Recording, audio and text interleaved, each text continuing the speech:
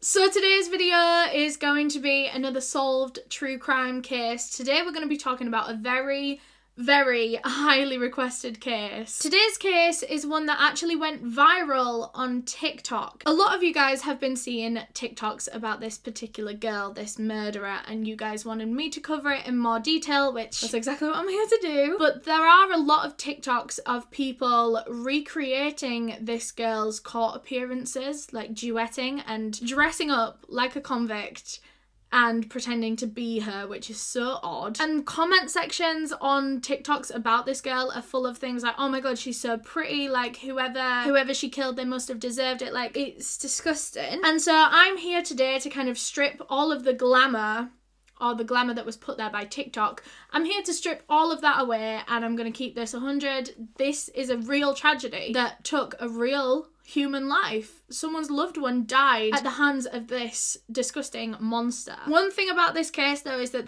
there's not really that much information out there. I've done my best, but this is probably one of my shortest videos ever because I struggled. The family have been quite private about this case, and you'll see why, because it's harrowing. But before we get into this video, I just want to thank our sponsors for making this video possible, Raid Shadow Legends. Whether it's badass champions, tough bosses, millions of players, regular updates, whatever you look for in a game, Raid Shadow Legends has it all. Raid Shadow Legends is an amazing RPG game with sick graphics, free to download on your PC or mobile right now using the link down below in the description of this video. You get to pick and customize your champion. Mine's this guy right here, super cool, big scary man, and you can battle it out either against AI or other live players in order to upgrade your champion and become the most powerful you can be. And this month, Raid just released their biggest update ever with the main event, the Doom Tower. There's a bunch of secret challenge rooms, badass bosses to take on, and even more battling to do. Plus 14 brand new champions specially released for the holidays, along with a whole host of holiday events and tournaments. And Raid have a bunch of presents ready for players this holiday season. Here are some champions: Sir Nicholas, Rain Beast, and Frostbringer putting the presents under the tree. They're giving away a bunch of free goodies plus a super special champion to help you get started in the tower.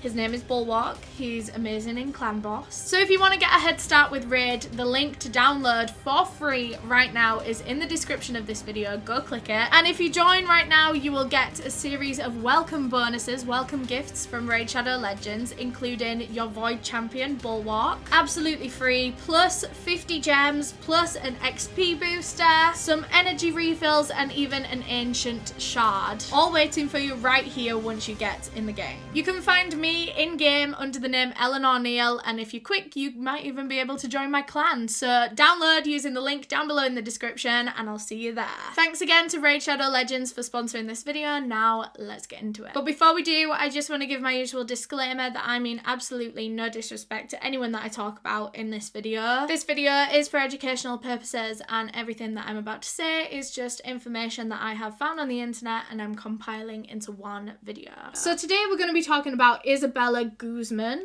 or Guzman, I'm probably going to call it Guzman, an 18-year-old girl who lived with her mother and stepfather in Aurora, Colorado. Isabella had quite an unremarkable school life. She didn't have amazingly high grades. She had no major career aspirations. I don't know, not like she was failing and she had a bad school life, but there was nothing really significant about her. There was nothing for me to sit here and kind of figure up over. Isabella had a troubled relationship with her biological parents ever since she was very young. She would always misbehave. She was like a trouble child. Her parents eventually divorced, and Isabella was to stay with her mother, Yoon-mi. However, that didn't last very long. When she was 7 years old, her behaviour was actually that bad that her mother sent her to live with her father, Richard. Now, I don't know how a 7-year-old's behaviour can be so bad that you can't live with it, but Isabella's was. Yoon-mi just couldn't handle her own daughter, and so Isabella went to live with her father for a while, and then eventually she came back home, but nothing had really changed, you know? She moved back in with her mother, and she was still that same mischievous child. And she just didn't have a great relationship with her mother either. We'll talk more about that in a second. Her biological parents actually still worked together at the time. So when Isabella was still very, very young, her mother and father bought a studio together. I think they were both artists. They'd bought this studio when they were married, and then when they divorced, they couldn't really afford to leave the job that they were in. So they didn't. They still worked together. They were on good terms. They were both super passionate about this job, and when Isabella was younger, she often went and helped out at the studio. She would work there after school, but she didn't like it. She didn't like spending any more time with her parents than she needed to. She didn't like her family. She was just a very antisocial person in general. And Isabella hated that her mother stayed in this job because it wasn't very well paying at all. And Isabella despised her mother for being poor. You see this a lot with children, not that they despise their parents, but they kind of resent their parents for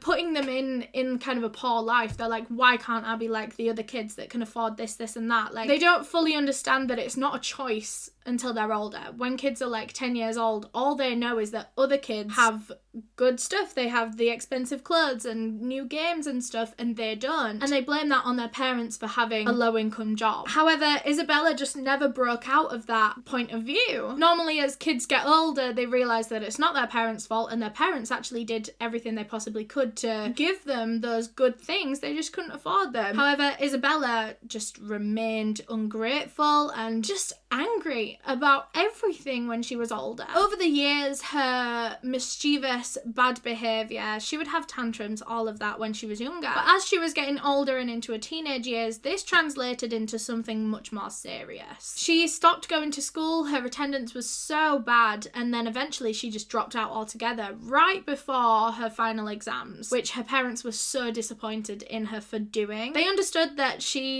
school was not for Isabella. She wasn't gelling with the school system at all. But they were so upset with her for not even just sticking it out and not even just completing the exams and then being like, wow, I hated that. The fact that she dropped out just before her exams and missed out on qualifications, her family didn't like that. She stopped hanging around her family more and more. Like, as a child, she tried to spend as little time with them as possible, but as she was a teenager, the only time she would ever see her parents or her mother was to have an argument with her. Many of these arguments would stem from Isabella sneaking boys into the home. So she would invite boys over and let them in the back door, and then when they left, they would climb out of her bedroom window and run across the garden and jump the fence at the end of the garden. And almost every single time, her mother, Yoon-mi, would see these boys jumping over the fence in her garden. However, that was only one little part of it. It was Isabella disrespecting their home and her mother's rules, but that was only one small part of it. Like I said, there's not much out there on this case, but the way that family and friends describe Isabella and Yoon-mi's relationship, it was as though Yoon-mi was giving Isabella everything she possibly could with her low-income job, her very little time at home. She had to work long hours, but she tried so hard with Isabella, and Isabella was just ungrateful and horrible to her mother. Isabella also hated the fact that her mother had remarried after her father. So like I said, they divorced when Isabella was still very, very young, and her mother got a new boyfriend named Ryan Hoy. They were actually married. He was a boyfriend and then they got married, so her name was Yoon-mi Hoy, and Isabella hated that her father was replaced, which also meant that she hated her new stepfather Ryan Hoy because he was the replacement. And she would get into serious arguments with Yoon-mi and Ryan, and these arguments would get so severe that she would resort to borderline physical violence, or maybe this is actually physical violence, but she would spit on her mother. I don't know if she would punch her, hit her, kick her, anything like that, but I know that she would spit on her quite often, which is so disrespectful. And then it got to the point where she actually began sending her mother threatening texts and emails, just saying that her mother was gonna pay for treating her like this one day. Isabella would constantly make violent threats towards her mother, and Yoon-mi was scared. She was terrified of her own daughter. She knew that Isabella wasn't giving hollow threats. She knew that Isabella would act on these threats. And she actually once called the police on Isabella after these violent threats because she genuinely believed that she was going to follow through with them. She never did, but who knows, maybe she would have if the police hadn't got involved. However, Isabella tells her childhood story much differently to this. So this is all from sources like from friends and family and stuff, whereas Isabella says that her upbringing was very different to that. Isabella says that she was abused in the home since she was around 9 or 10 years old. Her parents, I believe her mother and stepfather, were both Jehovah's Witnesses, and I think her father before that, Richard, was also a Jehovah's Witness, which is a branch of Christianity, I believe. And so Isabella was raised Jehovah's Witness until she was around 14 years old, when she began to, push it away. She decided that this religion just wasn't for her. It wasn't working for her. This wasn't her views. Her views didn't align with this religion. And she told her parents that she no longer wanted to be a Jehovah's Witness. She no longer wanted to go to church with them, anything like that. And Isabella said from that moment, the abuse worsened. Now, this is just what Isabella has said in court, and I don't want to sit here on this video and say that she's lying. I never want to do that about anyone. But there are 0 sources that can confirm that this happened. A lot of sources say that this is what Isabella said, and like I said, I don't want to sit here and say that she's lying, but no family, no friends, no one is able to confirm this. There's no sources that mention that this is a true fact. People believe that this is a story that she came up with to gain some sympathy and maybe get a smaller sentence in prison later on. Maybe to help pinpoint some psychological issues to help her kind of feign insanity. Because that is where a lot of psychological mental health issues begin, is in the childhood through abuse and things like that. So a lot of people seem to think, well, she didn't mention it up until she was in court, and then as soon as she knew that she could potentially get an insanity plea, that was when all of a sudden she had all these psychological issues stemming back to her childhood. I think the abuse storyline is something that TikTok comment sections heard. They didn't fact check and they just ran with it. So a lot of TikTok comment sections will be like, oh, this girl was abused, like that was her reason for doing it. However, I think it's all just hearsay. There's no actual official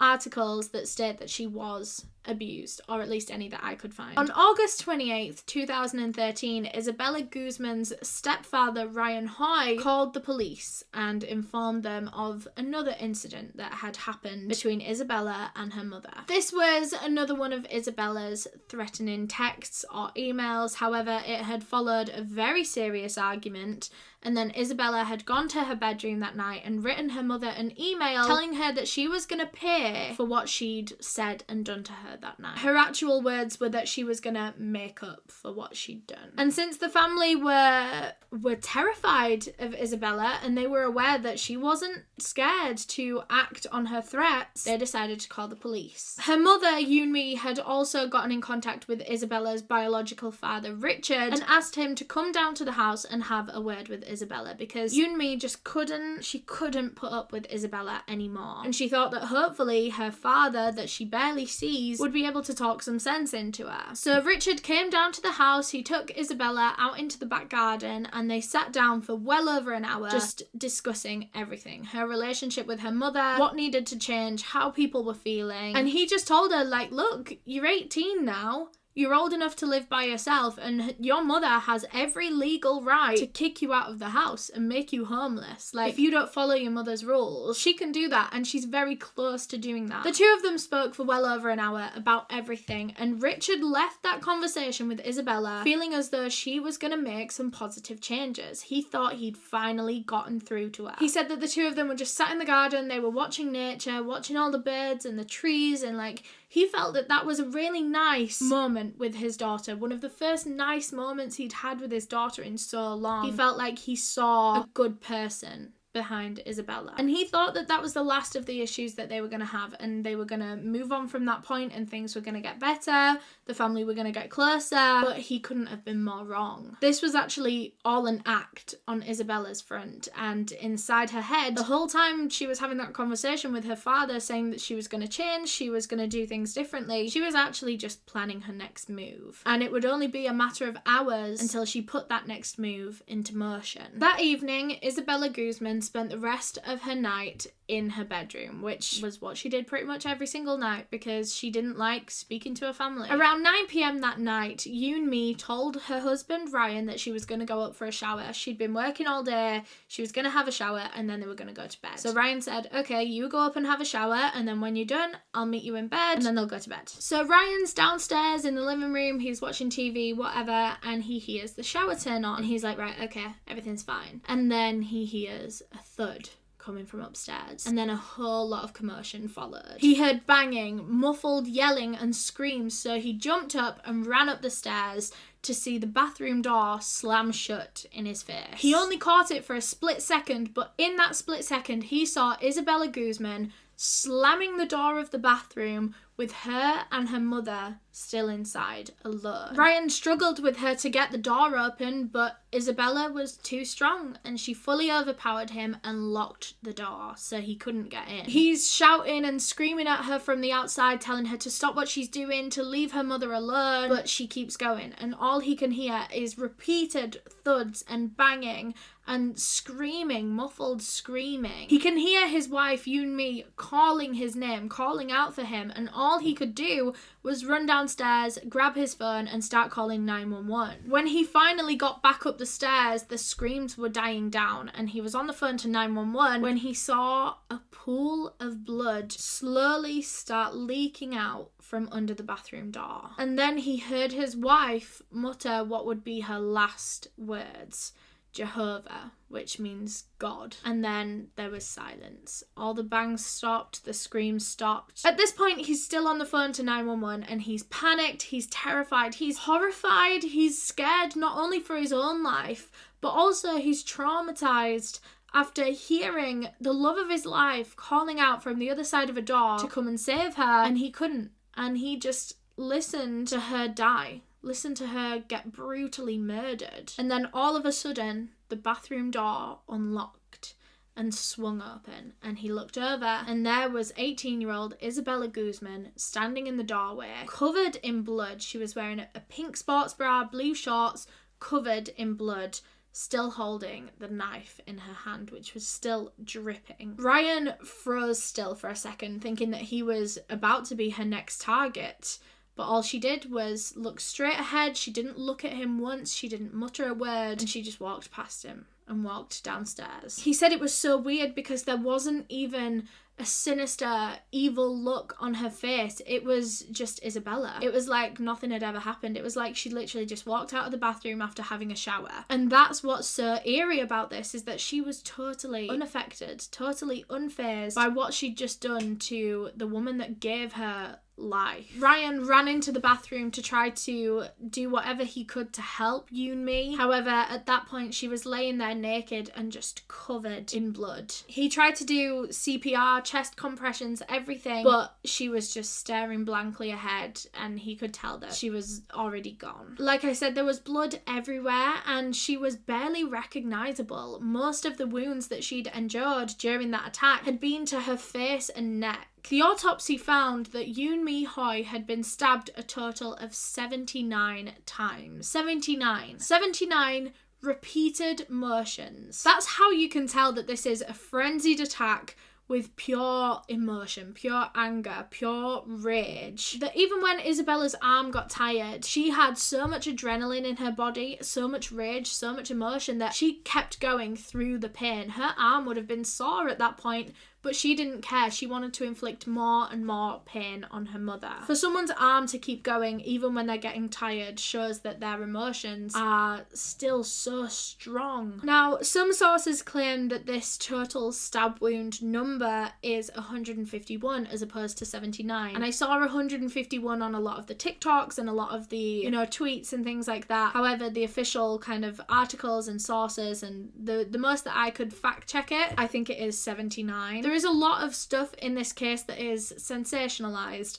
Obviously, with it being on TikTok, a lot of people get hold of it and they kind of retell it in their own way. They want to make it sound more horrifying, like a horror movie. And I think it is enough in itself without having to double the amount of stab wounds. This is a horrifying case. However, the most credible that I have found is that there were 79 stab wounds, 31 of those were to the face and 48 of them in the neck region. So Isabella was going for her mother's face. But when people are going for the face and kind of this region, this is the most unique part of a person, is their face, isn't it? It's what you can tell people apart with. And that's how you can tell that this is so personal. Isabella wasn't killing just because she wanted to kill. She was killing because she wanted to kill her mother specifically. Like, she wanted to see her mother's face as she was doing this to her. And you can imagine that her mother was, 79 stab wounds in just this general area. You can imagine that she was like more wound than skin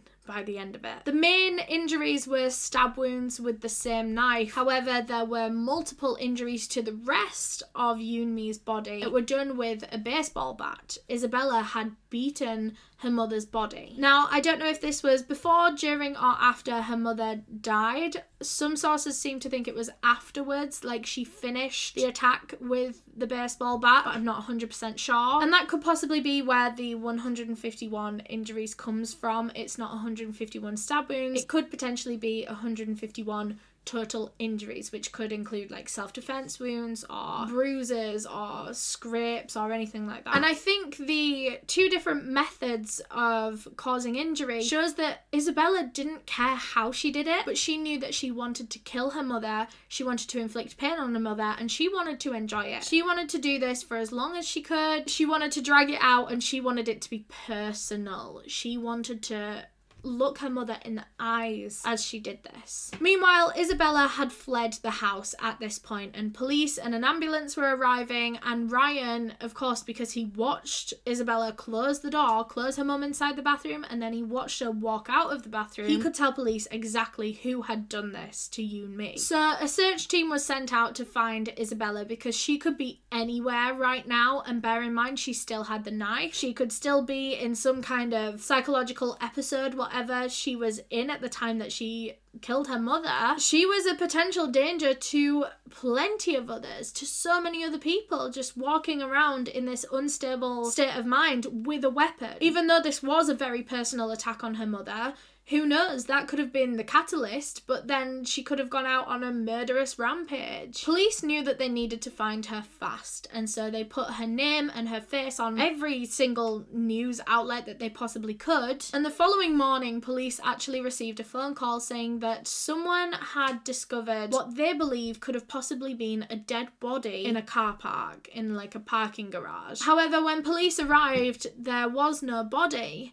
but they did find Isabella Guzman asleep in her car, which is what they believe that this person thought was a dead body. Bear in mind, Isabella was still covered in blood. She didn't take a change of clothes with her, so she's still in her blood-soaked sports bra and short, asleep in a car. Of course people are going to think that's a dead body. So Isabella was arrested in that parking garage. She didn't put up a fight, she didn't protest, she went pretty easily. Police say that they found a bunch of evidence both in the car and also just in the general parking garage, which I don't actually know what that was. I couldn't find what that was, whether that was the knife or her clothes or maybe something that she'd brought from home. So at first, she wasn't actually taken to the police station straight away. She was taken to a hospital because, of course, she was covered in blood, but she'd also sustained a few injuries from the attack herself. She had a few cuts on her hands, potentially from where her hand had slipped with the knife in it. Of course, when her mother started bleeding, things were going to get slippery, and maybe she kind of slipped and grabbed hold of the blade and this cut open her hand. She had a few injuries that needed stitching up. She still has scars of those injuries now. I do think these were accidental wounds that Isabella gave herself. I don't think that Yoonmi was ever really able to defend herself that much, so I don't think it's wounds that Yoonmi was able to give her. I do think these were just genuine accidental kind of slip wounds where she'd grabbed the blade or something like that. But once she was all stitched up and looked at and taken care of, she was sent to the police station for questioning. But not just for an interview and police questioning, she was also given a psychiatric evaluation, because this was unlike anything that Colorado police had seen in a while. It's clear that any human being